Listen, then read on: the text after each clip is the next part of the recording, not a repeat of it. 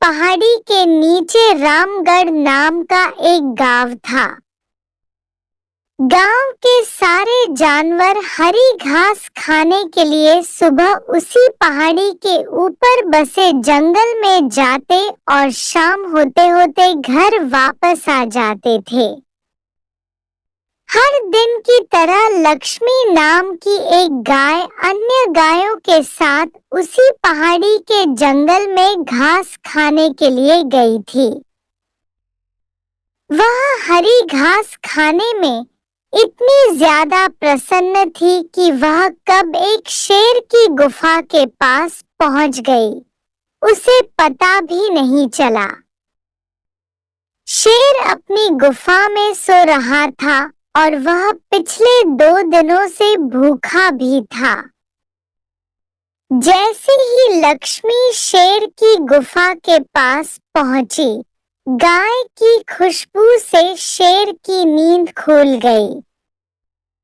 वह शेर धीरे धीरे गुफा से बाहर आया और गुफा के बाहर गाय देखकर खुश हो गया। शेर ने मन ही मन सोचा कि आज उसकी 2 दिनों की भूख मिट जाएगी। वह इस तंदुरुस्त गाय का ताजा मांस खाएगा और यह सोचकर उसने एक तेज दहाड़ लगाई। लक्ष्मी शेर की दहाड़ सुनकर डर जाती है। जब वह अपने आसपास देखती है तो वहां दूर दूर तक उसको कोई भी दूसरी गाय नहीं दिखी। जब वह हिम्मत करके पीछे मुड़ी तो उसे सामने शेर खड़ा हुआ दिखाई दिया। उस शेर ने लक्ष्मी को देखकर फिर से दहाड़ लगाई है और लक्ष्मी से कहा, मुझे 2 दिनों से कोई शिकार नहीं मिल रहा था, मैं भूखा था। शायद इसलिए भगवान ने मेरा पेट भरने के लिए तुझे मेरे यहाँ पर भेजा है। आज मैं तुझे खाकर अपनी भूख मिटा लूंगा। शेर की बात सुनकर लक्ष्मी डर जाती है।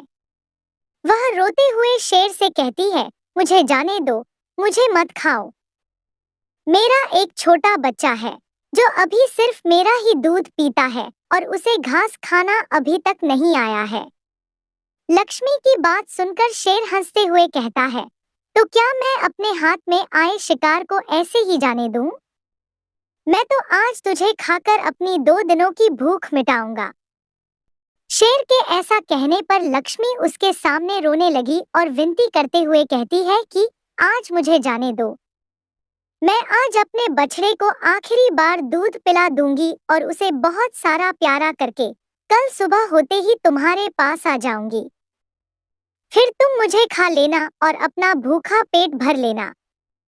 शेर लक्ष्मी की यह बात मान जाता है और धमकी देते हुए कहता है कि अगर कल तू नहीं आई तो मैं तेरे गांव आऊंगा, फिर तुझे और तेरे बेटे दोनों को खा जाऊंगा।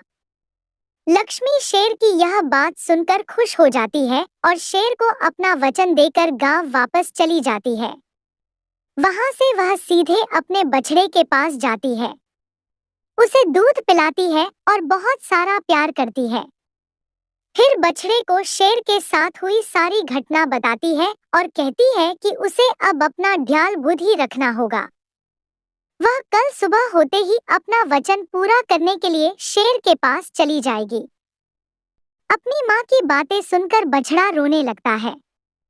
दूसरे दिन सुबह होते ही लक्ष्मी जंगल की तरफ निकल जाती है और शेर की गुफा के सामने पहुंचकर शेर से कहती है, अपने वचन के अनुसार मैं तुम्हारे पास आ गई हूँ, अब तुम मुझे खा सकते हो।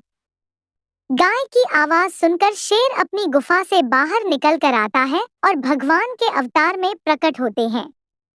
वह लक्ष्मी से कहते हैं, मैं तो बस तुम्हारी परीक्षा ले रहा था, तुम अपने वचन की पक्की हो, मैं इससे बहुत प्रसन्न हुआ। तुम अब अपने घर और बछड़े के पास वापस जा सकती हो। इसके बाद वे उस गाय को गौ माता होने का वरदान भी देते हैं और उसी दिन के बाद से सभी गायों को गौ माता कहना शुरू कर देते हैं।